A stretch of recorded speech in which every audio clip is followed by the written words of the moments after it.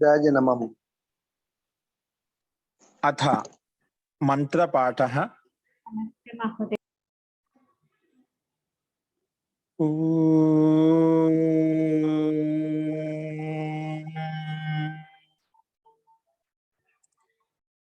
सहनाववतु सहनौ भुनक्तु सह वीर्यं करवावहै तेजस्विनावधीतमस्तु मा विद्विषावहै। ओम शांति शांति शांति।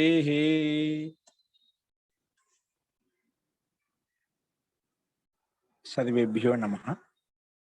अंदरिकी नमस्कारम अंडी। हरि ओम महोदय। మనము రచనానువాద కౌముదిలో 5 అభ్యాసాల వరకు మనం చెప్పుకున్నాము. ఈరోజు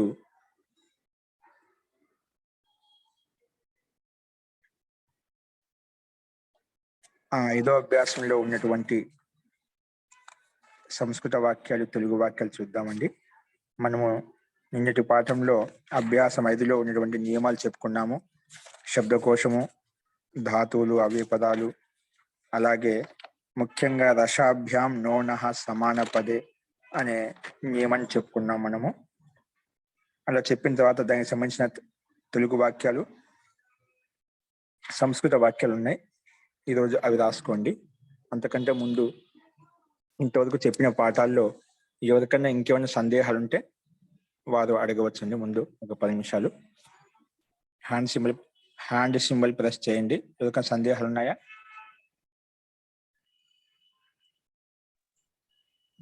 నమస్కారం మహోదయ. జీ చెప్పండి. మహోదయ, నిన్న నేను క్లాస్ కి అటెండ్ అవ్వలేకపోయాను. ఒక్క 5 minutes మీరు ఇది పునశ్చరణ ఇస్తే చాలు. ఇది ఒకసారి మీరు వీడియో ఉంది కానీ వీడియోలో వినండి. పాఠం ఎందుకంటే ఏదైనా డౌట్ ఉంటే మనం చేసుకోవచ్చు. మీరు వ్యక్తిగతంగా అడగండి. ఇప్పుడు సమూహంలో అదే పాఠం అని ఒక సందేహం ఉంటే చెప్పొచ్చు అనమాట. పునశ్చరణ చేయడానికి దీంట్లో నియమాలు ఉన్నాయండి. ఒకసారి మీరు వీడియో వినండి. అయినా కూడా అర్థం కాకపోతే మనకు రికార్డింగ్ చేస్తున్నాం కదా, లింక్ పెట్టాం కదా, ఒకసారి వింటే అర్థం అవుతుంది. ఓకేనా? నిన్న పాఠం జరిగిందా? కక్ష జరిగిందా మహోదయ? నిన్న అంటే మొన్న శనివారం అండి. ఓకేనా? శనివారం. నిన్న చూసాను కానీ రాలేదు. జీ జీ శనివారం, ఆదివారం సెలవు ఉంటుంది మనకు. అస్తు ధన్యవాదాలు. ఇప్పుడు మనకు వాక్యాల్లో వస్తాయండి. వాక్యాలు కూడా ఎక్స్ప్లెయిన్ చేసుకుంటూ పోతాను. మీరు అడిగిన ప్రశ్నకు సమాధానం కూడా వస్తుంది. సుబ్బలక్ష్మి గారు, ఇబ్బంది లేదు. ఓకేనా? సారాంశంగానే వస్తుంది. వారికి మనం చెప్పుకున్న పాఠంలో ఉన్నటువంటి నియమాన్ని ఉపయోగించి, శబ్దకోశాన్ని ఉపయోగించి వాక్యాలు చెప్పుకుంటాం. అక్కడ వస్తుంది. ఓకే, అసలు ఇంకేమైనా పాఠానికి సంబంధించి మీకు అర్థం కాని ఉంటే ఓకే అండి, అయితే రాసుకోండి. అస్తు ప్రకృతం అనుసరామః. ఇక్కడ మీకు మధ్యలో కేవలం సంస్కృత వాక్యాలు రాపించడమే కాదు, మధ్యలో ఎక్స్ప్లెయిన్ చేసుకుంటూ వెళ్తుంటాను. కాబట్టి వాటిని గమనిస్తూ ఉండండి మీరు. అస్తు రాసుకొని స్లైడ్ మీద కనిపిస్తుంది చూడండి మీకు. సంస్కృత వాక్యాలను తెలుగులోకి మార్చండి. సంస్కృత వాక్యాలను తెలుగులోకి మార్చండి. జీ ఒకవేళ నేను గ్రూప్ లో పెట్టాను, ఒకవేళ అందరూ రాసుకున్నారేమో ఆన్సర్స్ ఒకవేళ చెప్పేస్తే ఇవి అవి చూస్తాను. అలాగే అండి, అలాగే. ఓకే అండి, మనకు శబ్దకోశంలో ఉన్న శబ్దాలను ఉపయోగించి వాక్యాలు చెప్పుకుంటాము. అక్కడ భవాన్ శబ్దం చెప్పుకున్నాం, పుల్లింగంలో భవతి శబ్దం చెప్పుకున్నాం. వాటిని ఉపయోగించి వాక్యాలు ఉన్నాయి చూడండి. మొట్టమొదటి సంస్కృత వాక్యం నుంచి భవాన్ గచ్చతి. అక్కడ భవ అంటే ఏం చెప్పుకున్నాము? మీరు అని చెప్పాను. అందుకే గచ్చతి అని తెలుసు కదా, సామాన్యంగా వెళ్తున్నాడు అని చెప్పి. అంటే భవాన్ గచ్చతి అంటే మీరు వెళ్తున్నారు అని వస్తున్నమాట. భవాన్ గచ్చతి అంటే మీరు వెళ్తున్నారు. రెండో వాక్యం వచ్చేసి భవంతః గచ్చంతి. ఇక్కడ 1వ నియమం ప్రకారం పైన కూడా, ఇక్కడ కూడా 1వ నియమం ప్రకారం కర్తను బట్టి క్రియాపదం మారుతుంది. ఇక్కడ 2వ వాక్యంలో కర్త బహువచనంలో ఉంది కాబట్టి క్రియాపదం బహువచనంలో వచ్చిందంట. భవంతః గచ్చంతి అంటే మీరందరూ వెళుతున్నారు, మీరందరూ వెళ్తున్నారు. వీటి ఒక రూపం గురించి భవాన్, భవంతో, భవంతః అని చెప్పి వాక్యం యొక్క శబ్ద రూపం పైన రాసుకున్నాం మనం. ఓకే, అది ఉపయోగించి చెప్తున్నా అండి. నెక్స్ట్ 3వ వాక్యము తెలుగులో భవతి హసతి. భవతి హసతి. భవతి హసతి.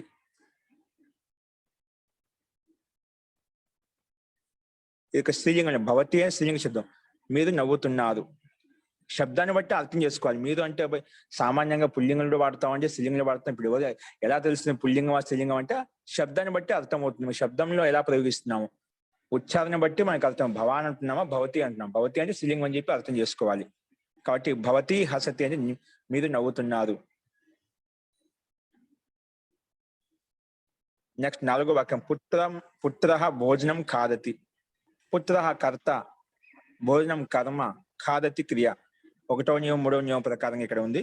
కర్మలో ద్వితీయ భక్తి వచ్చింది. పుత్ర అంటే పుత్రుడు, భోజనం భోజనంను, ఖాదతి తింటున్నాడు. ఖాద్ధాతు ఇదే అభ్యాసం చెప్పుకున్నాం మనం. ఖాద్ధాతు తినే అర్థంలో ఉంది. అందుకే పుత్రుడు భోజనం తింటున్నాడు.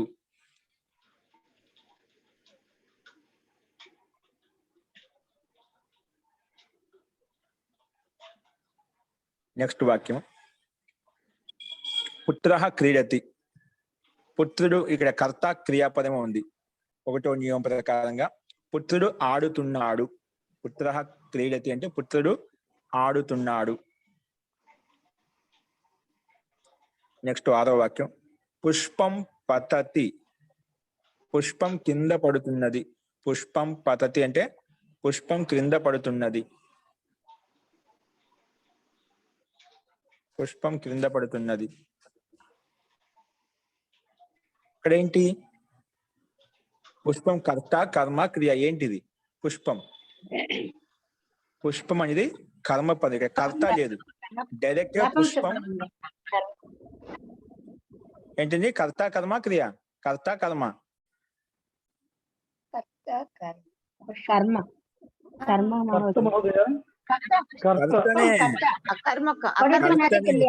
వస్తువు పేరు వ్యక్తిపరుస్తుంది. కాబట్టి ప్రథమ విభక్తిన ద్వితీయ భక్తిన రెండు ఒకే విధంగా ఉంటాయి కాబట్టి అలా అనిపిస్తుంది. కర్త అని పుష్పము కింద పడుతుంది అంటే పుష్పం కింద పడేది ఏంటి? పుష్పం. అది ఇక్కడ కర్త అన్నమాట. వ్యక్తే ఉండాల్సిన వస్తువు, ఒక పదార్థం ఏదైనా ఉండొచ్చు అన్నమాట కర్త. అందుకే ప్రారంభంలో చెప్పుకున్నాం కర్త అంటే వస్తువు లేదా వ్యక్తి పేరు అని చెప్పి. అస్తు. నెక్స్ట్ 7వ వాక్యం రామ ఈశ్వరం స్మరతి. రాముడు ఈశ్వరుణ్ణి స్మరిస్తున్నాడు. రామ రాముడు, ఈశ్వరం ఈశ్వరుణ్ణి ద్వితీయ భక్తి కర్మ ఇక్కడ స్పష్టంగా ఉంది. ఈశ్వరుణ్ణి నీళ్ళ గురించి ఈశ్వరుణ్ణి స్మరిస్తున్నాడు. స్మరిత దాత వచ్చింది కదా, స్మరిస్తున్నాడు. ఇప్పుడు ఇదే వాక్యాన్ని ఎన్ని రకాలుగా రాసుకోవచ్చు మీకు తెలుసు. ఇప్పుడు కర్త ఏ కోశం ఉంది రాశాము, ఇదే దివసం పెట్టుకుని రాసుకోవచ్చు. రామో ఈశ్వరం స్మరత. కర్త బట్టి క్రియాపదం మారిపోయింది. రామాహ ఈశ్వరం స్మరంతి. అలా బహువచనంలోకి మార్చుకోవచ్చు. అలాగే ఈశ్వరం అనే కర్మపదాన్ని ఒకటి మార్చుకోవచ్చు. కర్మపదాన్ని మార్చి కర్త అలా పెట్టుకోవచ్చు. రామ ఈశ్వరం ఈశ్వరో స్మరతి. రాముడు ఇద్దరు ఈశ్వరుని స్మరిస్తున్నాడు. రామ ఈశ్వరాన్ స్మరతి. రాముడు చాలా మంది ఈశ్వరుని స్మరిస్తున్నాడు. లేటి ఇద్దరు రాముళ్ళు ఒక ఈశ్వరుని స్మరిస్తున్నారు, లేదా ఇద్దరు కలిసి ఇద్దరు ఈశ్వరుని స్మరిస్తున్నారు, లేదా ముగ్గురు కలిసి ఇద్దరిని స్మరిస్తున్నారు. అలాగా మార్చి కర్తను మార్చి ఒకసారి కర్మను మార్చి ఒకసారి కర్తను మార్చి అలాగా భిన్న భిన్నంగా మనం వాక్యాలు మార్చి ప్రాక్టీస్ చేసుకోవచ్చు అండి. అస్తు. నెక్స్ట్ 8వ వాక్యం నృపః రాజ్యం జయతి. నృపః అంటే రాజు, రాజ్యం రాజ్యమును, జయతి గెలుస్తున్నాడు. రాజు రాజ్యమును గెలుస్తున్నాడు.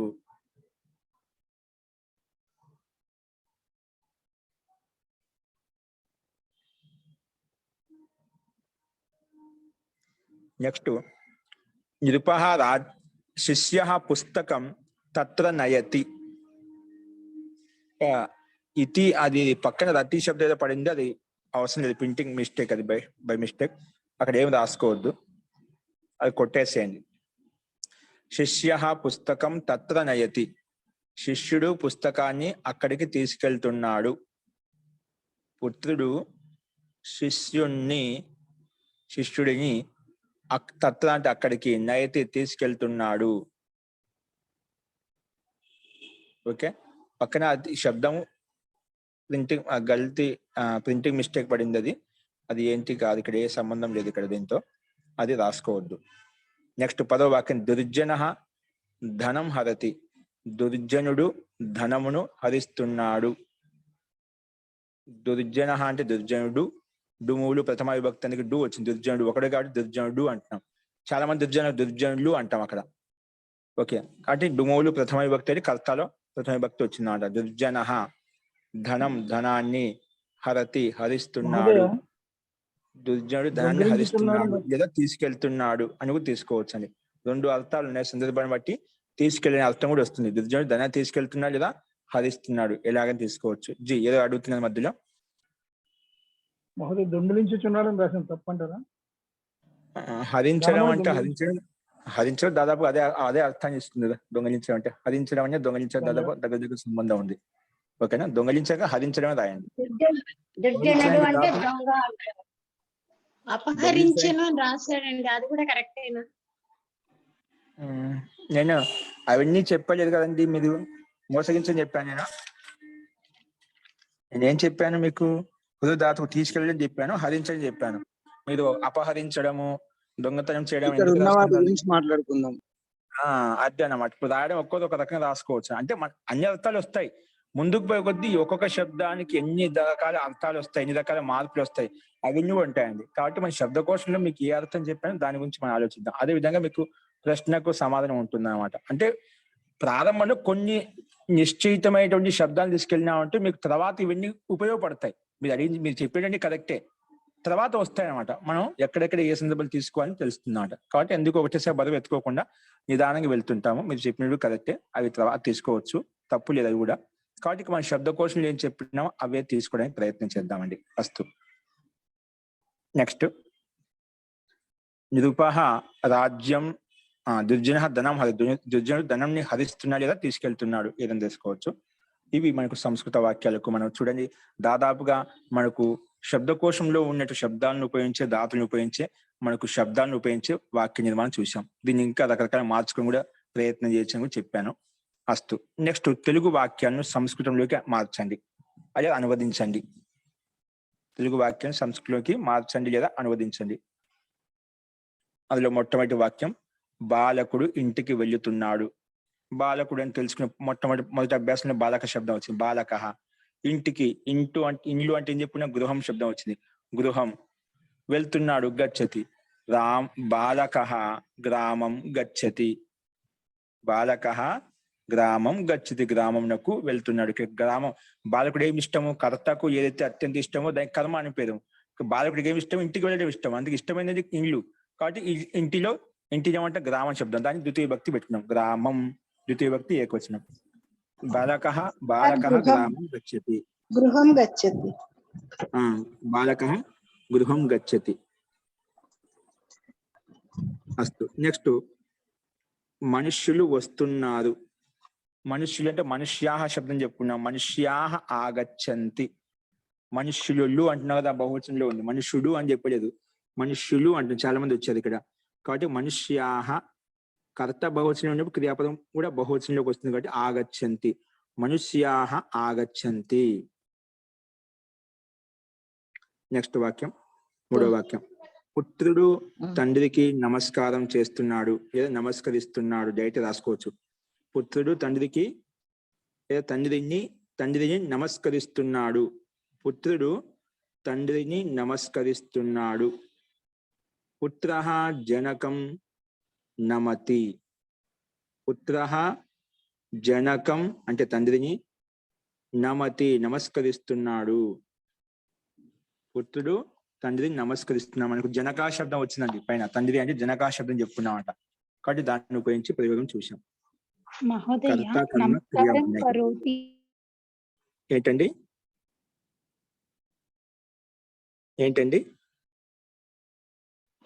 మహోదయ, అది పేజ్ డిస్ప్లే కావట్లేదు ఇప్పుడు చెప్తున్నది. సెకండ్ వరకు ఉందంతే. అవుతుంది. మూడో వాక్యం కింద ఉంది, మార్చుతాం. పుత్రుడు తండ్రికి నమస్కరిస్తున్నాడు రాసినదా తెలుగు వాక్యం. పుత్రః జనకం. పుత్రః నమతి అని కూడా అనొచ్చా మహోదయ? అనొచ్చు నాన్న. పుత్రః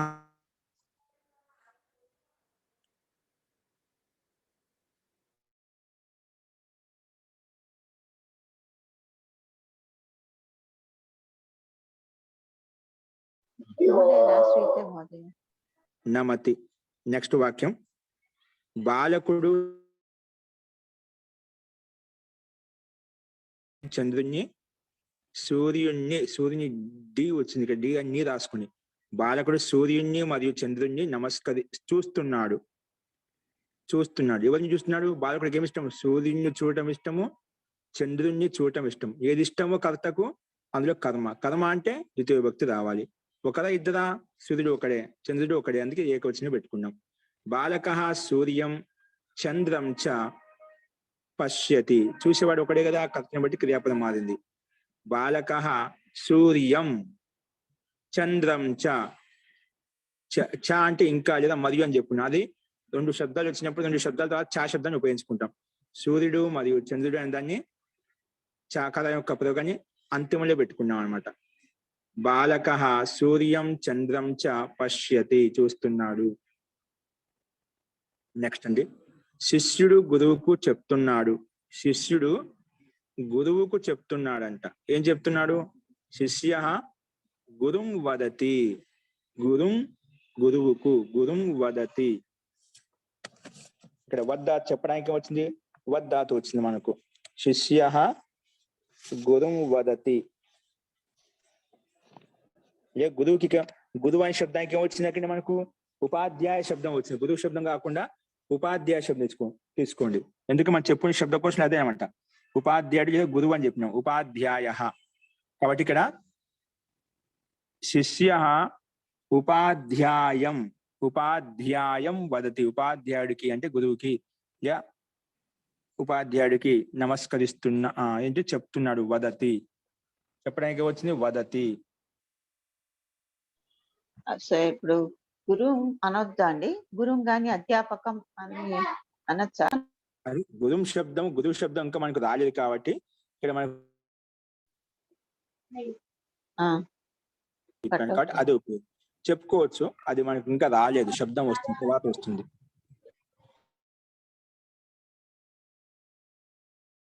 మరియు సజ్జనుడు సత్యాన్ని మాట్లాడుతున్నాడు.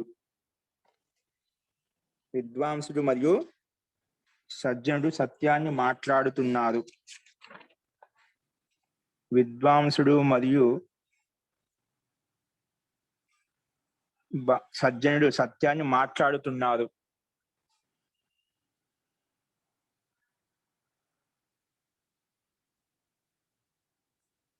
సత్యాన్ని మాట్లాడుతున్నారు. విద్వాంసుడు మరియు సజ్జనుడు సత్యాన్ని మాట్లాడుతున్నారు. విద్వాంసుడికి శబ్దం వచ్చింది మనకు. విద్వాంసుడు అనే శబ్దానికి మనకు ప్రాజ్ఞ శబ్దం వచ్చింది. ఏమొచ్చింది మనకు శబ్దకోశంలో? ప్రాజ్ఞ శబ్దం చెప్పుకున్నాం, అది ఉపయోగించండి. విద్వాంసుడికి ఏ శబ్దం ఉపయోగించా? ప్రాజ్ఞ. సజ్జనః చ సత్యం వదతః. ప్రాజ్ఞ సజ్జనః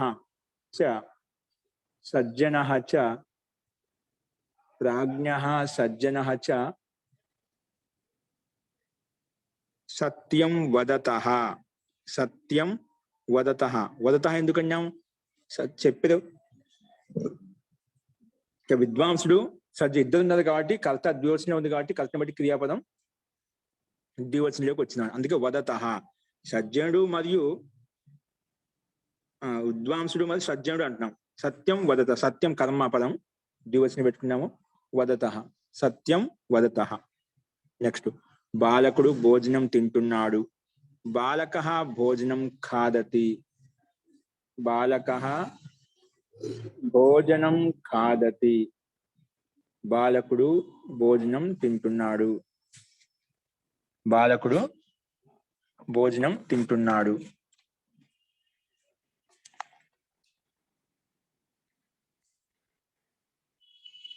బాలకః భోజనం ఖాదతి.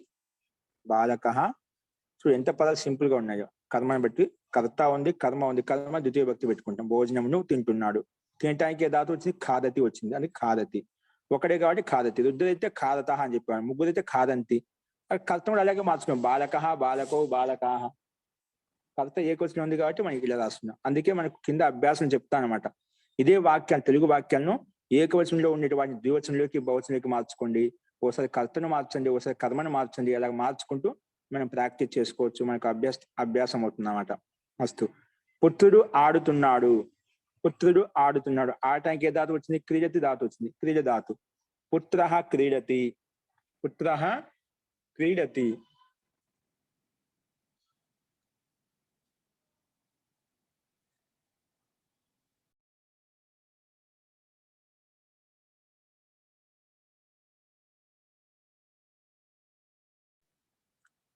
పుత్రః క్రీడతి. నెక్స్ట్ పుష్పాలు కింద పడుతున్నాయి. పుష్పాలు అంటున్నా, బహువచనంలో ఉంది కాబట్టి పుష్పాని పతంతి. పుష్పాని పతంతి.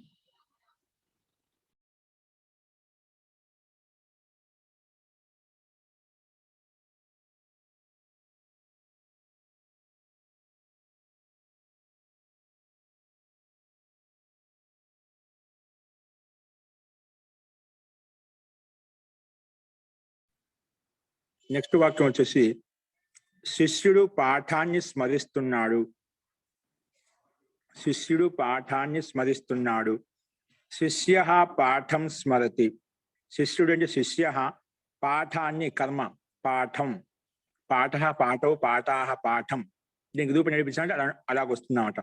పాఠం స్మరతి. శిష్యుడు పాఠం స్మరతి, స్మరిస్తున్నాడు.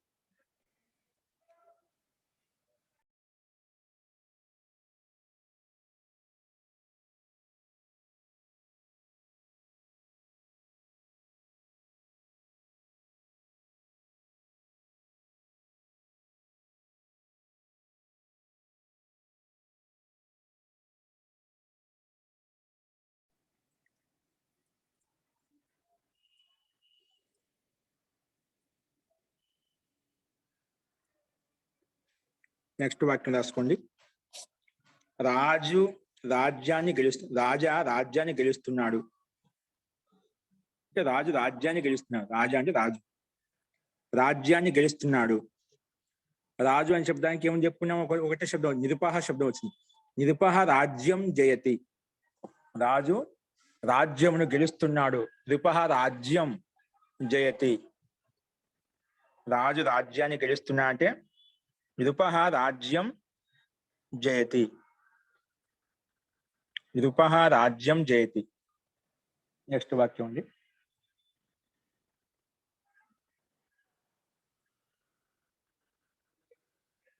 బాలకుడు పుస్తకమును తీసుకెళ్తున్నాడు. బాలకుడు పుస్తకమును తీసుకెళ్తున్నాడు. బాలకః పుస్తకం నయతి. బాలకః పుస్తకం నయతి. బాలకః పుస్తకం నయతి.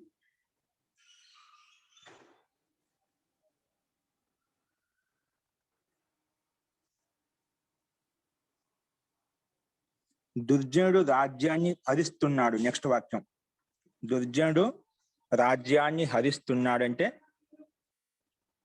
దుర్జనుడు రాజ్యాన్ని హరిస్తున్నాడు. దుర్జనః రాజ్యం హరతి. దుర్జనుడు రాజ్యాన్ని హరిస్తున్నాడు అంటే దుర్జనః రాజ్యం హరతి.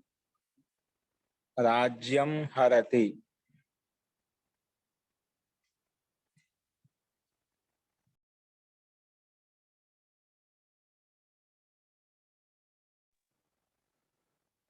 దుర్జనః రాజ్యం హరతి.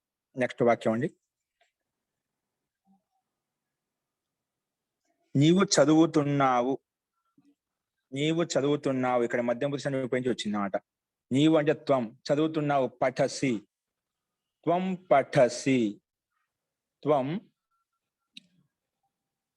పఠసి. త్వం పఠసి. నెక్స్ట్ వాక్యం. నీవు సత్యం మాట్లాడుతున్నావు. త్వం సత్యం వదసి. మొదలే కర్మపదం యాడ్ అయింది. త్వం సత్యం వదసి. త్వం సత్యం వదసి. త్వం వచ్చినప్పుడు ఎల్లప్పుడు కర్త మధ్యం పురుషులో ఏకవచనంలో ఉంది కాబట్టి క్రియాపదం కూడా వదసి అని వచ్చింది అన్నమాట. ఇది కర్త మధ్యం పురుషులో ఉంది, క్రియాపదం మధ్యం పురుషులో వచ్చింది. త్వం సత్యం వదసి, నీవు భోజనం చేస్తున్నావు. త్వం భోజనం చేయడానికి ఏ ధాతు వచ్చింది మనకు? ఒక ధాతు ముందు వచ్చింది అన్నమాట. అంతకన్నా ముందు 5వ అభ్యాసమే.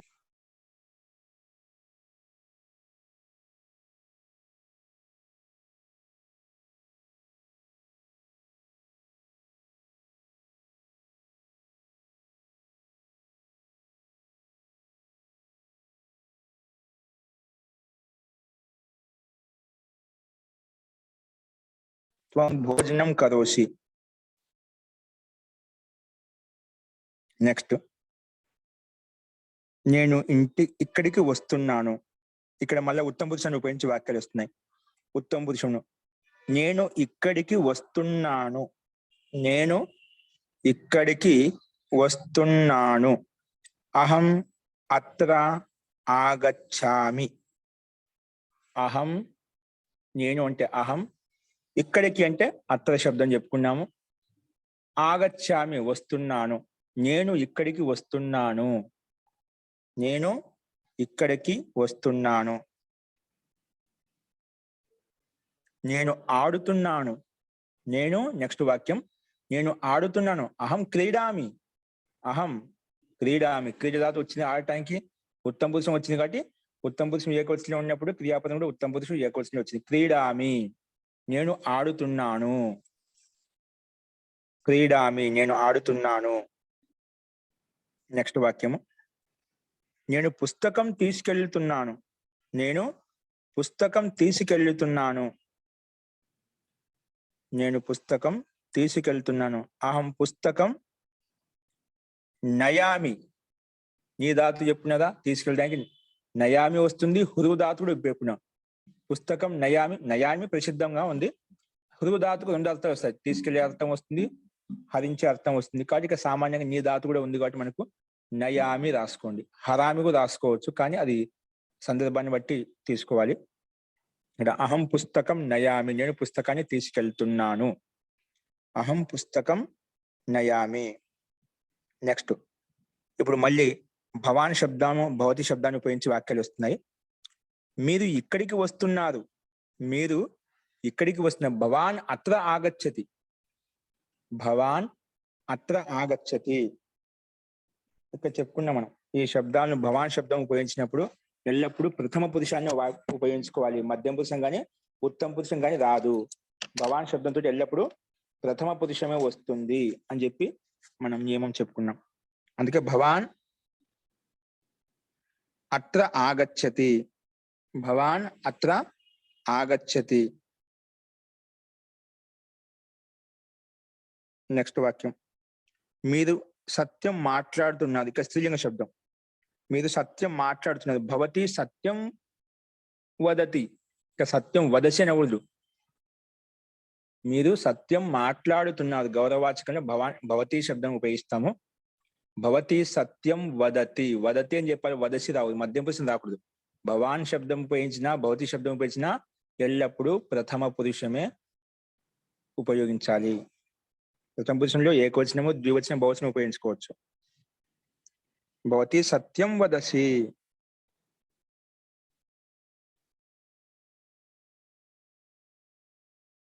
భవతి సత్యం వదసి. ఓకే. నెక్స్ట్, మీరందరూ పుస్తకాలు చదువుతున్నారు. మీరందరూ బహువచనం చెప్పాను ఇక్కడ. భవాన్ భవంతో, భవాన్ ఏకవచనం, భవంతో ద్వివచనం, భవంతః బహువచనం అన్నమాట. భవంతః పుస్తకాలు. ఒక పుస్తకం కాదు, ఒకటైతే పుస్తకం, రెండైతే పుస్తకే, చాలా ఉన్నాయి కాబట్టి పుస్తకాని బహువచనంలో. భవంతః పుస్తకాని పఠంతి. కర్తని బట్టి క్రియాపదం మారింది. భవంతః పుస్తకాని పఠంతి. భవంతః పుస్తకాని పఠంతి. భవంతః పుస్తకాని పఠంతి. భవంతః పుస్తకాని పఠంతి. గురుగారు 21 వదిలేశారు. సరే, మీరు ఇక్కడికి వస్తున్నారు చెప్పినట్టున్నా అండి. మీరు ఇక్కడికి వస్తున్నారు. సరే రాసుకోండి, అయినా పర్వాలేదు. భవాన్ అత్ర ఆగచ్చతి. భవాన్ అత్ర ఆగచ్చతి. మీరందరూ అక్కడికి వెళ్తున్నారు, ఇది వదిలేసినట్టున్నాం. మీరందరూ అక్కడికి వెళ్తున్నారు. భవంతః తత్ర గచ్చంతి, అక్కడికి అంటే తత్ర. భవంతః మీరందరూ అక్కడికి వెళ్ళుతున్నారు. మీరందరూ అక్కడికి అన్నప్పుడు తత్ర. వెళ్తున్నారు గచ్చంతి, చాలా మంది మీరందరూ అంటాం, బహువచనంలో ఉంది కాబట్టి భవంతః తత్ర గచ్చంతి. భవంతః తత్ర గచ్చంతి. ఏకవచనంలో మీరు ఇక్కడికి వస్తున్నారు. భవాన్ అత్ర ఆగచ్చతి. భవాన్ అత్ర ఆగచ్చి, మీరు ఇక్కడికి వస్తున్నారు అన్నప్పుడు భవాన్ అత్ర ఆగచ్చతి. ఓకే, లాస్ట్ ఇది ఏం చెప్పుకున్నా, మీరందరూ పుస్తకాలు చదువుతున్నారు. భవంతః పుస్తకాని పఠంతి. భవంతః పుస్తకాని పఠంతి. ఇవి మనకు తెలుగులో ఉండే వాక్యాలకు సంస్కృతాలు వాక్యాలు సమాధానం చెప్పామండి. మస్తు వీరందరూ ఇప్పుడు వాక్యాలు చూసే ఉన్నారు. దాదాపుగా మనకు చెప్పుకునే శబ్దకోశంలో నుంచే వాక్య నిర్మాణం మనం చూసాము. ధాతులు, శబ్దాలు, ధాతులను ఉపయోగించే వాక్య నిర్మాణం చూసాము. అలాగే ఇప్పుడు వాటికి సంబంధించి కొన్ని అశుద్ధ వాక్యాలు రాసుకున్నాం. అశుద్ధ వాక్యాన్ని, శుద్ధ వాక్యాన్ని, అశుద్ధ వాక్యాన్ని, అశుద్ధ వాక్య, శుద్ధ వాక్యాన్ని పక్క నియమం కూడా పెట్టుకున్నాం. అశుద్ధ వాక్యాల్లో ముందుగా భవాన్ ఆగచ్చతి అని రాసింటారు మీరు. సారీ, భవాన్ ఆగచ్చసి ఉంది, అశుద్ధ వాక్యం కదా. మనం ఏమని చెప్పుకున్నాం, భవాన్ శబ్దం వచ్చినప్పుడు ఎల్లప్పుడూ ప్రథమ పురుషమే ఉండాలి. ఇక్కడ ఏమి ఇచ్చాం, అశుద్ధ వాక్యం భవాన్ ఆగచ్చసి. ఆగచ్చసి మధ్యం పురుషం ఏకవచనం పెట్టాం, ఆగచ్చసి కాబట్టి తప్పు. ఏమి ఉండాలి, శుద్ధ వాక్యము భవాన్ ఆగచ్చతి అలా ఉండాలి. భవాన్ ఆగచ్చతి అని అలా ఉండాలి. ఏ నియమం ప్రకారంగా, ఇది ఒకటో నియమం. కర్తను బట్టి క్రియాపదం ఉంటుంది. కర్త ప్రథమ పురుషంలో ఉన్నప్పుడు క్రియాపదం కూడా ప్రథమ పురుషంలో ఉండాలి. మధ్యం పురుషంలో వచ్చింది, అది యుక్తి సంగతం కాదు, దోషయుక్తమైన పదము. నెక్స్ట్ రెండో వాక్యము భవతి సత్యం వదసి. ఇక్కడ ప్రథమ పురుషం వచ్చింది అనమాట. భవతి శబ్ద స్త్రీలింగ శబ్దము. భవతి దీర్ఘం రావాలి. భవతి దీర్ఘీకారం అండి. భవతి సత్యం వదసి కూడా భవతి మీరు సత్యాన్ని చెప్తున్నారు. వదసి కాదు, వదసి కాదు, ఎల్లప్పుడూ ప్రథమ పురుషమే ఉండాలి. అందుకే భవతి రావాలి. భవతి సత్యం వదతి, ఇది శుద్ధ వాక్యం. ఇది ఒకటో నియమం. మూడో నియమం ప్రకారం కర్తలో ప్రథమ విభక్తి, కర్తను బట్టి క్రియాపదం వచ్చింది ఏకవచనంలో. కర్మలో ద్వితీయ భక్తి సత్యం, మీరు సత్యాన్ని మాట్లాడుతున్నారు. ఓకే, స్త్రీలింగ పదం భవతి. ఈ రెండు వాక్యాలు మనం చూసాం, అశుద్ధ వాక్యాలు. వాటికి శుద్ధ వాక్యాలు చూసాము. నెక్స్ట్ అభ్యాసం చేసుకోని చెప్తున్నారు. అభ్యాసం చేయండి. కొన్ని వాక్యాలు అభ్యాసం చేయండి అని రాసుకోండి. ఏం అభ్యాసం చేయాలి రాసుకోండి. మన తెలుగు వాక్యాలు కా చెప్పుకున్నాం కదా, తెలుగు వాక్యాలు కా అని చెప్పుకున్నాం. అందులో ఆ వాక్యం కాలో ఉండే వాక్యం, కాలోని కా మరియు ఖా రెండు చెప్పుకున్నాం. కా మరియు ఖాలోని వాక్యాలను ద్వివచనంలో మరియు బహువచనంలోకి మార్చండి. ద్వివచనంలోకి మరియు బహువచనంలోకి మార్చండి. మన రెండు వాక్యాలు మార్చుకోవచ్చు, లేదా అన్ని వాక్యాలను మార్చుకోవచ్చు. మన ఓపిక, మన ధైర్యం, మన ప్రాక్టీస్ మనం ఎలా చేస్తే అలా వస్తున్నది. కాబట్టి కాలో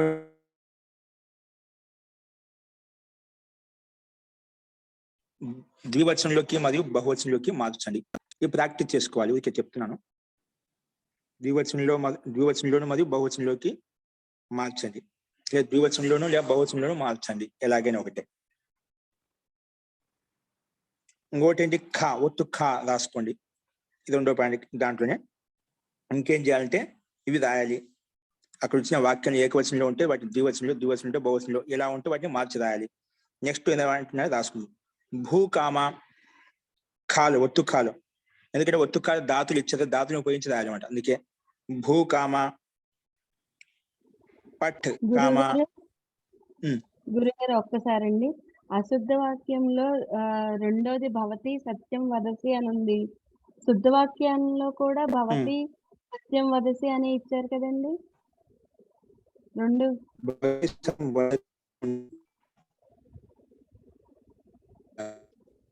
లేదు, నాకు తెలిసి సత్యం వదత్తి ఉంటుంది.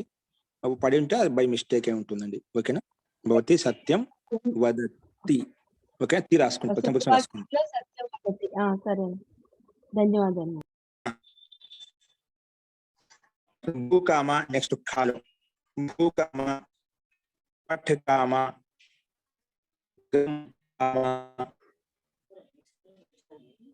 వద్ కామ వద్ కామ భూకామ పట్ కామ గమ్ కామ గమ్ వద్ కామ ఆగం అని దాతలు రాసుకుంటామండి. మనకి ఒకటో అభ్యాసం నుంచి ఇంతకు వచ్చిన దాతలు అన్ని కూడా మనం ప్రాక్టీస్ చేసుకుంటాం. ఆగం కామ ఆగం కామ దృష్ కామ స్థా కామ స్థా ధాతు పా కామ పాధాతు పాధాతు. నెక్స్ట్ సద్ కామ సద్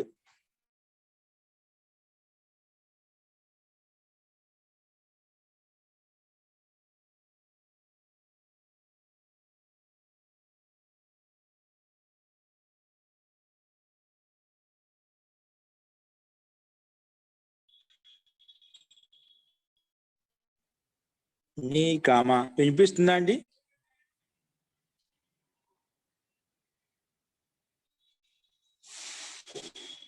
అందరికి వినిపిస్తుందా అండి? వినిపిస్తుంది మహోదయ, వినిపిస్తుందండి. వినిపిస్తుందండి. నీ కామ హురు కామ హురు ధాతు హురు కామ హురు ఇంతవరకు. పట్ గమ్ వద్ ఆగం దృష్ స్థా పా గ్రా సద్ ఖాద్ నీ హృ. ఈ ధాతువులకు రాసుకుని ఇవన్నీ ధాతు ఈ ధాతులకు లట్లకారంలో రూపాలు రాయండి. లట్లకారం తెలుసు కదా, భవతి భవత భవంతి భవసి భవత భవత భవామి భవావహ భవామహ. అలాగే అన్ని ధాతులకు రాయాలంట. ఇక్కడ ఇచ్చిన ధాతులు దాదాపుగా మనకు అభ్యాసం 1 నుంచి ఇంతవరకు చెప్పిన ధాతులు మొత్తం కవర్ అయ్యాయంటే ఇన్నిటికీ లట్లకార రూపాలు రాయాలి మొత్తానికి. అందుకే ఈ ధాతులకు లట్లకారంలో రూపాలు రాయండి. అన్నిటికీ లట్లకారమే. ఓన్లీ లట్లకారం చెప్పుకునేంత వరకు మనం లట్లకారంలో ప్రథమ పురుషం మధ్యం పురుషం ఉత్తమ పురుషం అట్లా ప్రతి ధాతువుకి ప్రథమ మధ్యం ఉత్తమ ప్రథమ మధ్యం ఉత్తమ అట్లా ప్రతి ధాతువు రాసుకోవాలి. ఈ ధాతులకు లట్లకారంలో రూపాలు రాయండి. ఓకేనా? తెలుసుదా? ఒక భూధాతు చెప్పి దాన్ని బట్టి అన్ని పఠతి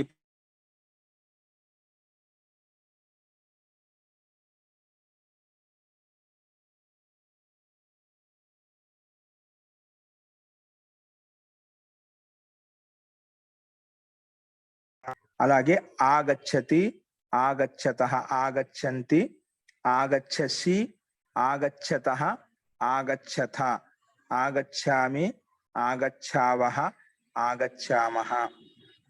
దృష్ అంటే చూడటం. ఈ ధాతులకు కూడా అర్థాలు తెలియాలి మనకు. భూ అంటే ఉంది ఉన్నాడు, పట్ అంటే చదవడం, గమ్ అంటే రాయడం, గమ్ అంటే వెళ్ళడము, వద్ అంటే మాట్లాడటం, ఆగం అంటే రావడము. నెక్స్ట్ దృశ్య ధాతుకు చూడటం. దృశ్య ధాతుకి ఏమొస్తుంది రూపము? పశ్యతి వస్తుంది. పశ్యతి పశ్యతః పశ్యంతి పశ్యసి పశ్యతః పశ్యథ పశ్యామి పశ్యావహ పశ్యామః అని అలా రాసుకోవాలి. వీటికి మనకు సర్వనామ వీటిని కూడా మనం కలుపుకొని రాసుకోవచ్చు ప్రాక్టీస్ కోసం. సహ పశ్యతి అతడు చూస్తున్నాడు, తౌ పశ్యతః వాళ్ళిద్దరూ చూస్తున్నారు, తే పశ్యంతి వాళ్ళందరూ చూస్తున్నారు, త్వం పశ్యసి నువ్వు చూస్తున్నావు, నీవు చూస్తున్నావు, యువాం పశ్యతః మీరిద్దరూ చూస్తున్నారు, యూయం పశ్యథ మీరందరూ చూస్తున్నారు, అహం పశ్యామి నేను చూస్తున్నాను, ఆవాం పశ్యావహ మేమిద్దరము చూస్తున్నాము, వయం పశ్యామహ మేమందరము చూస్తున్నాము. ఇలాగా ప్రతి ధాతుకు సహ తౌతే త్వం యువాం యూయం అహం ఆవాం వయం అనేది కలుపుకోవాలి. నెక్స్ట్ స్థాధాతు. స్థాధాతుకి ఏమొస్తుంది? స్థాధాతుకు తిష్ట ఆదేశం అవుతుంది. అందుకే తిష్టతి తిష్టతః తిష్టంతి తిష్టసి తిష్టథః తిష్టథ తిష్టామి తిష్టావహ తిష్టామః అలాగా రూపాలు వస్తాయి. నెక్స్ట్ స్థాధాతు తర్వాత పాధాతు ఇచ్చాడు. పా అంటే పాకు పిబ వస్తుందంట. పిబతి పిబతః పిబంతి పిబసి పిబతః పిబథ పిబామి పిబావహ పిబామహ తాగటం అంట. సహ పిబతి తౌ పిబతః తే పిబంతి త్వం పిబసి యువాం పిబతః యూయం పిబథ అహం పిబామి నేను తాగుతున్నాను, ఆవాం పిబావహ మేమిద్దరము తాగుతున్నాము, వయం పిబామహ మేమందరము తాగుతున్నాము. అలా కూడా ప్రాక్టీస్ చేసుకోవచ్చు. నెక్స్ట్ గ్రా ధాతు. గ్రాకి ఏమొస్తుంది? గ్రాక్ అంటే వాసన చూడటం, పా అంటే తాగటం, గ్రా అంటే వాసన చూడటం. గ్రా ధాతుకి ఏమొస్తుంది? గ్రాకు జిగ్ర ఆదేశం వస్తుంది. ఏమొస్తుంది? జిగ్ర. రూపం ఎలా వస్తుంది? జిగ్రతి, జిగ్రత, జిగ్రంతి, జిగ్రసి, జిగ్రత, జిగ్రథ, జిగ్రామి, జిగ్రావహ, జిగ్రామహ. అలాగా రాసుకోవాలి. నెక్స్ట్ సద్ ధాతుకి సీదతి, సీదత, సీదంతి, సీదసి, సీదత, సీదత, సీదామి, సీదావహ, సీదామహ అని రాసుకోవాలి. నెక్స్ట్ ఖాద్ ధాతుకి ఖాదతి, ఖాదత, ఖాదంతి, ఖాదసి, ఖాదత, ఖాదత, ఖాదామి, ఖాదావహ, ఖాదామహ. నెక్స్ట్ నీ ధాతుకి నయతి, నయత, నయంతి, నయసి, నయత, నయథ, నయామి, నయావహ, నయామహ. అలాగా ప్రతి పురుషంలో ప్రథమ పురుషంలో ఏకవచనం, ద్వివచనం, బహువచనం, మధ్యమ పురుషంలో ఏకవచనం, ద్వివచనం, బహువచనం, అలాగే ఉత్తమ పురుషంలో కూడా ఏకవచనం, ద్వివచనం, బహువచనం అన్నిటి ఇలా కలుపుకోవాలి. అంతిమ ధాతు వచ్చి హృ ధాతు, హరించడం. హరతి, హరత, హరంతి, హరసి, హరత, హరథ, హరామి, హరావహ, హరామహ అని రాసుకోవాలి. ఓకే, ఇక్కడ స్మృతి ధాతు లేదు. స్మృతి ధాతు కూడా స్మరతి, స్మరత, స్మరంతి, సహ స్మరతి, తౌ స్మరత, తే స్మరంతి ఇలా కలిపి కూడా ప్రాక్టీస్ కోసం రాసుకోవచ్చు. త్వం స్మరసి, నీవు స్మరిస్తున్నావు. యువాం స్మరత, మీరందరూ స్మరిస్తున్నారు. అహం స్మరామి, నేను స్మరిస్తున్నాను. ఆవాం స్మరావహ, మేమిద్దరము స్మరిస్తున్నాము. వయం స్మరామహ, మేమందరము స్మరిస్తున్నాము. అలాగా అన్ని ధాతులకు ఈ విధంగా ప్రాక్టీస్ చేసుకోవాలి. కింద రాసుకోండి. ఇప్పుడు రాసుకోండి. గాలో కూడా శబ్దాలు కూడా ప్రాక్టీస్ చేసుకొని చెప్పాడు. ఏ శబ్దాలు రాసుకోండి. రామ కామ, రామ కామ, రామ కామ, బాలక కామ, బాలక, రామ కామ, బాలక కామ, మనుష్య. ఒక శబ్దాలు ఇచ్చాం. మనుష్య కామ, నరహ, నర శబ్దం, నర. ఇవన్నీ శబ్దాలు ఎక్కడి నుంచో రాలేవు. మళ్ళీ మనకు శబ్దకులు చెప్పుకునే శబ్దాలు చెప్పుకున్నాం. నర కామ అని నరహ, నరుడు. నెక్స్ట్ జనక, జనక కామ, పుత్ర, పుత్ర. ఇవి శబ్ద అండి. రామ, బాలక, మనుష్య, నర, జనక, పుత్ర శబ్దాలు ఇచ్చే వాటిని విసర్గలు పెట్టుకుని రామ శబ్దానికి సమానంగా ఈ శబ్దాలకు రూపాలు రాయండి. ఈ శబ్దాలకు రూపాలు రాయండి. ఏంటండి? ఈ శబ్దాలన్నిటికీ రూపాలు రాయాలంట. ఈ శబ్దాలకు రూపాలు రాయండి. ఏ రాస్తారు? మనం ఇంతవరకు ప్రథమ విభక్తి, ద్వితీయ విభక్తి చెప్పుకున్నాం కాబట్టి అవి రాసుకోవచ్చు. అంటే 7 విభక్తులు నేర్చుకోవచ్చు. ప్రస్తుతానికి రామ శబ్దానికి ప్రథమ విభక్తి, ద్వితీయ విభక్తిలో రామః, రామౌ, రామాః ఇది ప్రథమ విభక్తిలో ఉంది. ద్వితీయ విభక్తిలో రామం, రామౌ, రామాన్. అలాగే అన్ని ఇలా రాసుకోవాలి. బాలకః, బాలకౌ, బాలకాః ప్రథమ విభక్తి. ద్వితీయ విభక్తి బాలకం, బాలకౌ, గాలకాన్ ఇది ద్వితీయ విభక్తిలో. అలాగే మనుష్య శబ్దానికి మనుష్యః, మనుష్యౌ, మనుష్యాః.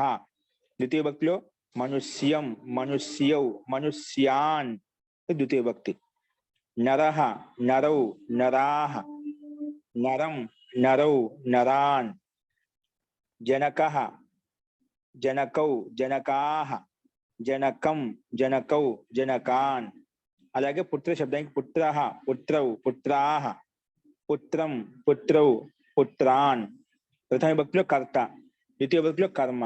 కర్త అంటే పుత్ర అంటే ఒక పుత్రుడు, పుత్రవు అంటే 2 పుత్రులు, పుత్రాహ అంటే చాలా మంది పుత్రులు అని అర్థం. ద్వితీయ విభక్తిలో పుత్రం పుత్రుడిని, నీ నూల గురించి కదా. పుత్రవు అంటే 2 పుత్రులను, పుత్రాన్ చాలా మంది పుత్రులను అని చెప్పి మనం అర్థం చేసుకోవాలి. ఈ రకంగా అన్నిటికీ ఇదే విధంగా అర్థం చేసుకోవాలి. సో ఈ రకంగా మనము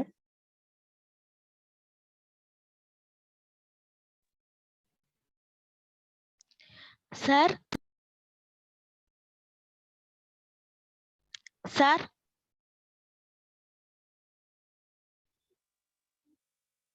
చెప్పు. సార్ ఏంటి? వాయిస్ సార్ వాయిస్ శబ్దాలు బ్రేక్. అన్నారు కదా, శబ్దాలు అని చెప్పారు కదా సార్. ఈ శబ్దాలకు రూపాలు రాయాలి. ఈ శబ్ద రామ, బాలక వీటికి శబ్ద రూపాలు ప్రాక్టీస్ చేసుకోవాలి. Okay sir. అంటే సప్తమి విభక్తి వరకు రాయాలా సార్? ఇప్పుడు మనం సప్తమ విభక్తి చెప్పుకోలేదు, ఓన్లీ ప్రథమ విభక్తి ద్వితీయ విభక్తి చెప్పుకున్నా అంటే అంతవరకు రాసుకోవచ్చు. ఒకవేళ మన ఓపిక అంటే మొత్తం 7 విభక్తి రాసిన తప్పేం లేదు, 7 విభక్తి రాసుకోవచ్చు, ఇబ్బంది లేదు. ఓకేనా, అది కూడా రాసుకోవచ్చు. Okay next sir. రాసుకోండి. 6వ పాయింట్ కింద రిక్త స్థానాలను పూరించండి. ఇప్పుడు లట్లకాలను ఉపయోగించి చెప్పాము ఇక్కడ. రిక్త స్థానాలను పూరించండి,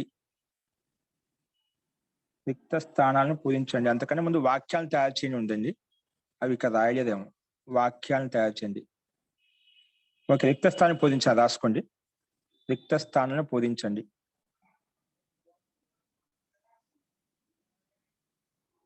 ఏంటి రిక్త స్థానాలు? ఇక్కడ భవాన్,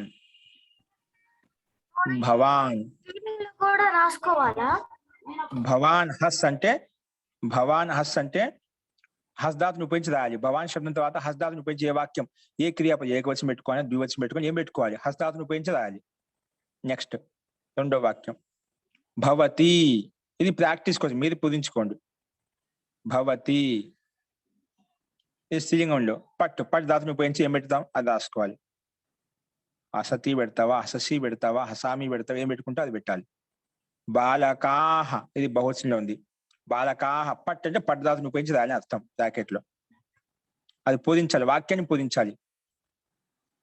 నెక్స్ట్ వయం క్రీడ్, క్రీడ్ ధాతుని ఉపయోగించాలి. వయం తర్వాత క్రీడ్ వచ్చి ఏమొస్తుంది, వయం క్రీడ్, క్రీడ్ ధాతు.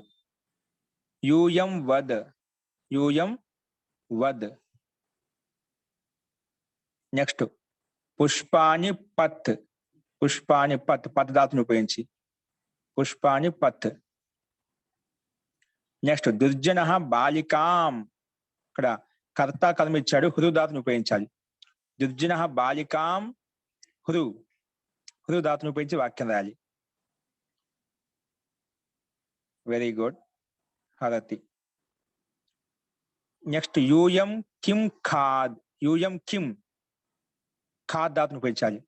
యూయం కిం, యూయం కిం ఖాద్ ధాతుని ఉపయోగించి రాయాలి. ఖాదతి, ఖాదత, వెరీ గుడ్. ఇంకా మధ్యం పురుషం కాబట్టి యూయం ఖాదత. ఓకేనా, అలాగే అన్ని ప్రాక్టీస్. భవతి అంటే ఇప్పుడు భవతి పక్కన ఏకవచనం పఠతి వస్తుంది. బాలకాహ ఇది కర్త బహువచనం పఠంతి వస్తుంది. వయం పక్కన క్రీడాత్ను వయం క్రీడామహ అలా వస్తుంది. యూయం వదత, పుష్పాని పతంతి, దుర్జన బాలికాం హరతి, అలాగా భవాన్ హసతి, అలాగా రాసుకోవాలి, ప్రాక్టీస్ చేసుకోవాలి. అది మీకు ప్రాక్టీస్ కోసం ఇచ్చారు. ఎందుకంటే చెప్పడం కోసం, నేర్పించడం కోసం, వాళ్ళతో పిల్లలతో చేయించాలన్నమాట. మనం ఎందుకని చెప్పేటప్పుడు ఈ రకంగా చేయించడం కోసం.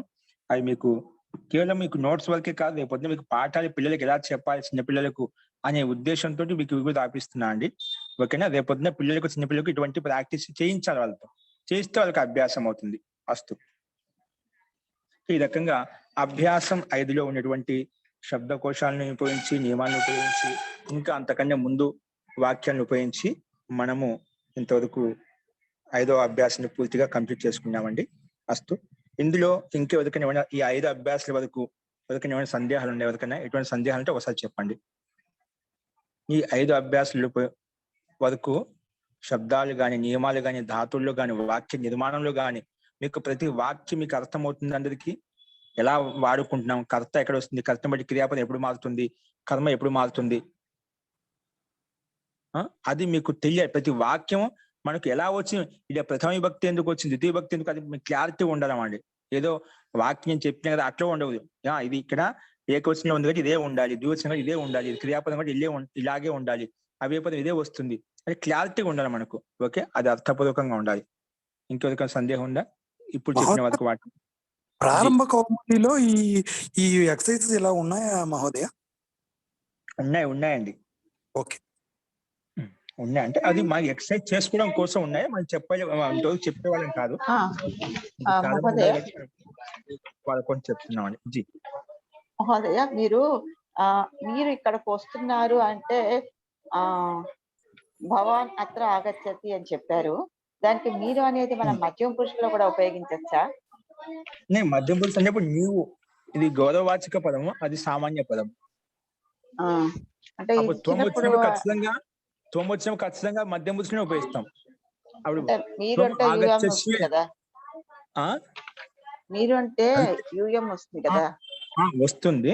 అయినప్పటికీ కూడా మనకు ఇది గౌరవవాచక పదము, అది సామాన్య శబ్దాన్ని బట్టి మనకు ఐడెంటిఫై చేసుకోవాలి. ఇది వాక్యం తెలుగులో ఉచ్చారణలో మనం అలాగే చెప్పుకుంటాం, కానీ పదాన్ని బట్టి మనం ఐడెంటిఫై చేయాలి. మహోదయ నీవు అంటే ఎదుటి వాళ్ళ వ్యక్తే, చూడటానికి ఎదుటి వాళ్ళు, అక్కడ మీరు అంటే ఎదురుగా ఉన్న వ్యక్తితో మాట్లాడుతున్నాం, అది రావచ్చు, కానీ అది గౌరవంగా పిలిచేటప్పుడు పిలుస్తున్నాము. ఆ త్వం అనే పదం చిన్న వాళ్ళతో, మనకు సమానం ఉండే వాళ్ళతో పిలిచేటప్పుడు అలాంటి పదాన్ని ఉపయోగిస్తాం అన్నమాట. ఓకేనా? అస్తు అస్తు, ధన్యవాదాలు. మహోదయ చెప్పునా మ్యూట్ ఓపెన్ చేసుకో ఒకసారి. మహోదయ మరి ద్వితీయ భక్తి ఒకసారి చెప్తారా? మాకు అర్థం కాలేదు. ద్వితీయ భక్తి ఏం చెప్పాలి? ద్వితీయ భక్తి ఏం చెప్పమంటావు? ఏం అర్థం కాదు ద్వితీయ భక్తిలో మీకు? ద్వితీయ భక్తిలో ఏం అర్థం కాదు? అది అర్థం కాలేదు మహోదయ. ఆ? పటామహ అది అర్థం కాలేదు మహోదయ. పఠామహ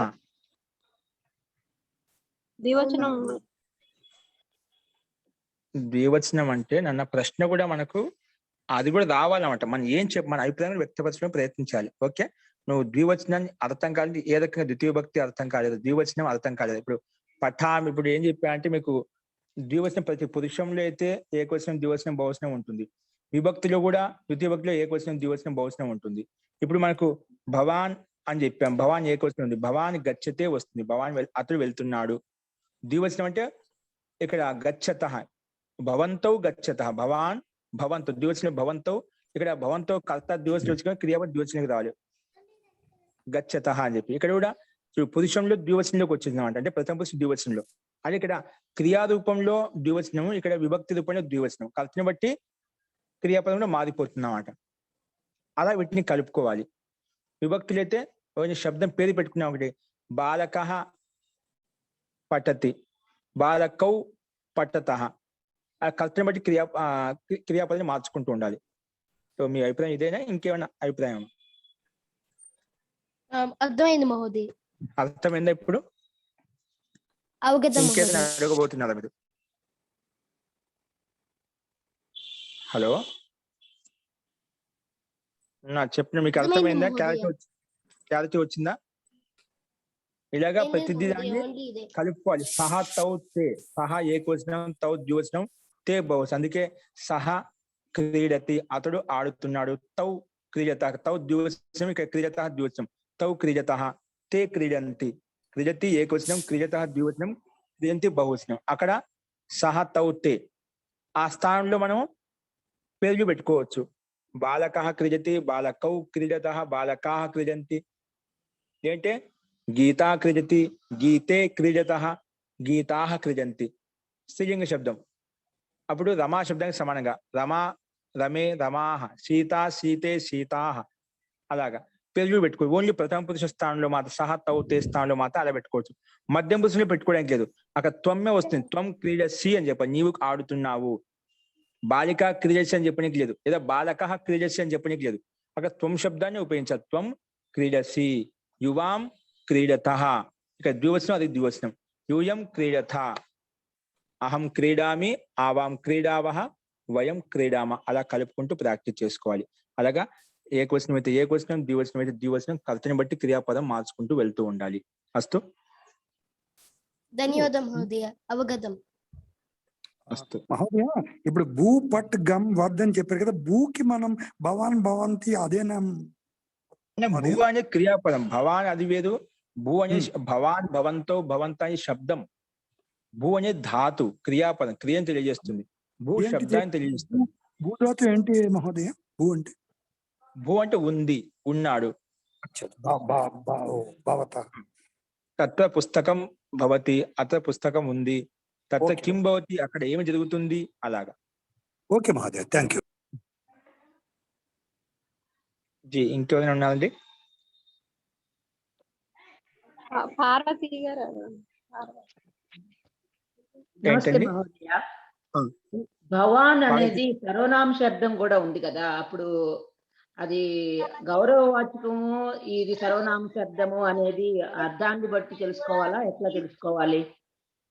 శబ్దాన్ని బట్టి తెలుసుకోవాలండి, శబ్దాన్ని బట్టి తెలుసుకోవాలి. సర్వనామాన్ని బట్టి మీకు తెలిసిపోతుంది. అన్ని విభక్తులు ఉన్నాయి కదా భవాన్ అనే దానికి. అన్ని 7 విభక్తులు ఉన్నాయండి. 7 విభక్తులు ఉన్నాయి. భవాన్, ఇప్పుడు భవంతో, గౌరవవాచకంలో వాడినప్పుడు ఈ భవాన్ అయింది, ఆ భవాన్ అయింది గౌరవవాచకమా లేక సర్వనామ శబ్దమా అనేది తెలుసుకునేది ఎట్లా అని. అదే ఇప్పుడు మనకు ఒకే సహతౌతే వచ్చిన వాటి శబ్దాలు భిన్నంగా ఉంటాయి. భవాన్, భవంతో శబ్దం వచ్చినప్పుడు ఈ శబ్దం భిన్నంగా ఉంటుంది. ప్రయోగాన్ని బట్టి తెలుస్తున్నాం అంటే శబ్దాన్ని బట్టి తెలుస్తుంది. ఇప్పుడు సహతౌతే, త్వం, యువాం, యూయం, అహం, ఆవాం, వయం ఇవి సర్వనామ శబ్దం తెలుసుకున్నాం. సహ శబ్దానికి రూపాయలు మొత్తం తర్వాత వస్తాయి మనకు. వాటి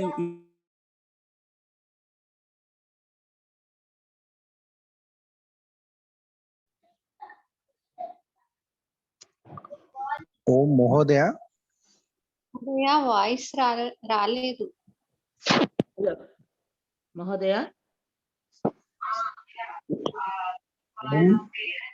ఖండితం అస్తి మహోదయ.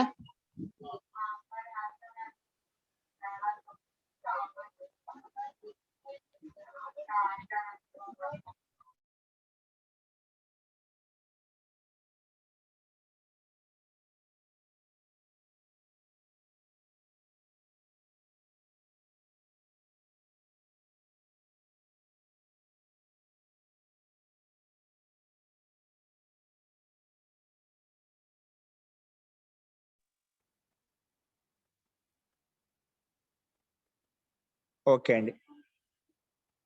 సో ఇప్పుడు మహోదయ ఈ భూతాత్కి భవతి అన్నారు కదా, దానికి అస్థి అనే అర్థం కూడా వస్తుంది కదా? వస్తుందండి. మనకు ఇంకా అస్ధాతు కూడా ఉపయోగించుకునే అస్థి ఉంది, ఉన్నాడు అదే కూడా అదే అర్థం వస్తుంది. అస్ధాతు మన 4వ అభ్యాసం చెప్తున్నాము, అది కూడా రాసుకోవచ్చు. భూ యొక్క అర్థం అయితే ఉందో హస్ధాతుకు అదే అర్థం వస్తుంది. దాని కూడా రెండింటికి అర్థం సమాన అర్థాలు. ఒక్కొక్కరు ఒకరికైనా ప్రయోగాన్ని ఉపయోగించుకోవచ్చు అండి. జీ ఇంకా అండి ప్రభాకర్ గారు. ఓం నమస్తే మహోదయ. జీ నమస్తే అండి, చెప్పండి. ఇక్కడ భవాన్, భవతి, భవాన్ ఏమో పుల్లింగము, భవతి స్త్రీలింగము కదా. ఈ ఏకవచనము, ద్వివచనము, బహువచనం లోపల భవాన్, భవంతౌ, భవంతో, భవంతః పుల్లింగం లోపల, స్త్రీలింగం లోపల భవతి, భవత్యౌ, భవత్యః. నా సందేహం ఏంటంటే భవాన్ వచ్చినప్పుడు భవంతో, భవంతః అన్నాము. భవతి వచ్చినప్పుడు భవత్యౌ అని ఎందుకు ఉంది?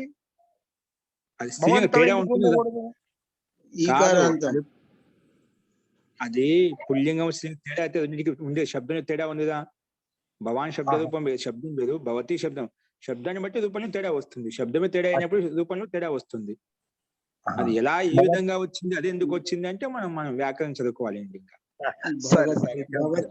అంటే ఈకారాంతంగా సార్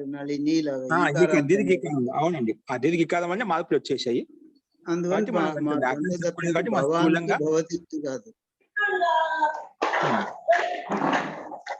జీ నెక్స్ట్ అండి చంద్రశేఖరరావు గారు. చంద్రశేఖరన్ గారు. అయిపోయింది సార్, నాది ఇంక లేదు, తీసేయాలి ఇది అంతే. ఓకే అండి, అస్తు. సో మోనిష్, కే మోనిష్ అండి. మహోదయ భూ ఇత్యుక్తే కిం మహోదయ? భూ అంటే ఉంది, ఉన్నాడు. నన్ను అస్తిత్వం తెలియడం, అస్తిత్వం అని చెప్పేటప్పుడు అదే, అందుకే ఉంది, ఉన్నాడు అస్తిత్వం తెలియజేస్తున్నారా. పుస్తకం భవతు, పుస్తకం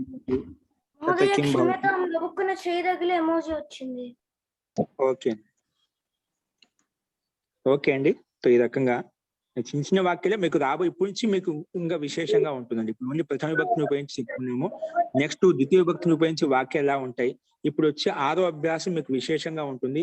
ఇక్కడ నుంచి ఇంకా వాక్య నిర్మాణం ఎలా ఉండాలి, ఏ విధంగా ఉండాలి మీకు బాగా తెలుస్తుంది. ఇక్కడ నుంచి బాగా ప్రాక్టీస్ చేయండి. ఇంతవరకు చెప్పిన 5 అభ్యాసాలు బాగా మీరు ముందుకు ప్రాక్టీస్ చేసుకోండి. శబ్దాలు, ధాతులు ఏదో చెప్పాం కదా, ప్రాక్టీస్ చేసుకొని అవన్నీ కూడా లట్లకాలం యొక్క ధాతులు ఏదో ఒక ప్రయోగాలు మొత్తం రావాలి. అవే పదాలు ఎన్ని ఉన్నాయి అవన్నీ రావాలి. శబ్దాలు ఏం చెప్పుకున్నా అవన్నీ రావాలి. అలా ప్రాక్టీస్ చేసుకోండి.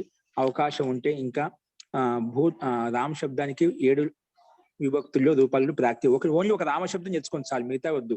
ఓన్లీ ఒక రామశబ్దం రాయండి, అది నేర్చుకుని బట్టి పట్టేసేయండి. అదొక్కటి నేర్చుకుంటే మీకు మిగతా శబ్దాన్ని ఆటోమేటిక్ గా వచ్చేస్తాయి. అవి నేర్చుకోవడం కోసం ప్రయత్నం చేయాల్సిన అవసరం లేదు. అది ఒక్కటి నేర్చుకుంటే అనాయాసంగా వచ్చేస్తాయి. కాబట్టి వాటి కోసం ప్రాక్టీస్ చేయండి. రేపు ఇక్కడి నుంచి మనకు 6వ అభ్యాసం రేపు మొదలు పెట్టుకుందామండి నీట్గా. అందులో ద్వితీయ విభక్తిని ఉపయోగించి వాక్యాలు ఎలా ఉంటాయి, ఇంకా కొన్ని అవ్యపదాలు వస్తాయి, కొన్ని నియమాలు వస్తాయి, విశిష్టమైన నియమాలు ఇక్కడి నుంచి ఉంటాయి. వాక్య నిర్మాణం యొక్క ప్రక్రియ కారక ప్రకారం ఇక్కడి నుంచి స్టార్ట్ అవుతుంది ముఖ్యంగా. కాబట్టి ఇది అందరికీ వాక్యం యొక్క ప్రయోగం, వాక్యం ఎలా వచ్చింది, ఏ విధంగా మార్పులు వస్తున్నది ఇక్కడి నుంచి మనం బాగా ప్రాక్టీస్ చేసినామంటే మనకు సంస్కృతి ఎంత సరళమో మీకే స్పష్టం అవుతుందండి. కాబట్టి ఇక్కడి నుంచి మనం నీట్గా వ్యవస్థితంగా నేర్చుకుందాం, రాసుకుందాం కూడా. ప్లస్ ఇక్కడి నుంచి బాగా వినాలి. ముందు వింటే మీకు ప్రాసెస్ తెలిసిందంటే మీకు సహజం అయిపోతున్నాం అంటే. ఒక వాక్యం నిర్మాణం చేయడం వచ్చిందంటే 100 వాక్యాలు మీరు మార్చి చెప్పే విధంగా ఉండాలంట. అది మనకు ముఖ్యమైనది. అర్థం చేసుకోవాలంటే ఆ రకంగా ఉండాలంట. ఒక వాక్యాన్ని 10 రకాలు, 8 రకాలు తిప్పి రాయొచ్చు, అది తెలుసుకోవాలంట. అర్థం కాకపోతే ఒక వాక్యం నీకు ఒక వాక్యం వస్తుంది, 2 వాక్యాలు వస్తాయి, కానీ 3వ వాక్యం సొంతంగా నువ్వు రాయలేవు. మనం చెప్పే ప్రక్రియ అంతా ఎలా ఉంటుంది, వ్యాకరణాన్ని అనుసరించి మనం ఒక వాక్యం ఎలా తయారు చేయాలి చెప్తామో దాని నియమం అర్థం చేసుకుంటే దాన్ని బట్టి నువ్వు 100 వాక్యాలు సొంతంగా మార్చి పేర్లు మార్చి, శబ్దాన్ని మార్చేసి, క్రియాపదాన్ని మార్చేసి, ధాతువులు మార్చేసి మన ఇష్టమైన వాక్యం రాసుకోవచ్చు అంట. ఆ ప్రక్రియ మనం అది రేపు నుంచి చెప్పుకుందామండి. అస్తు రేపు నుంచి ఖచ్చితంగా ఉంటుంది. మరి రేపు చూద్దామండి. ధన్యవాదాः మహోదయ. పునర్మిలామः. మంత్రపాఠ. నమస్కారం అండి గురువు గారు. ఓం సర్వే భవంతు సుఖినః, సర్వే సంతు నిరామయాః, సర్వే భద్రాణి పశ్యంతు, మా కశ్చిద్ దుఃఖభాగ్ భవేత్. ఓం శాంతి శాంతి శాంతిః. సర్వేభ్యో నమః. అందరికీ నమస్కారం అండి. నమస్తే మహోదయ. నమస్కారం సార్. ధన్యవాదాలు మహోదయ.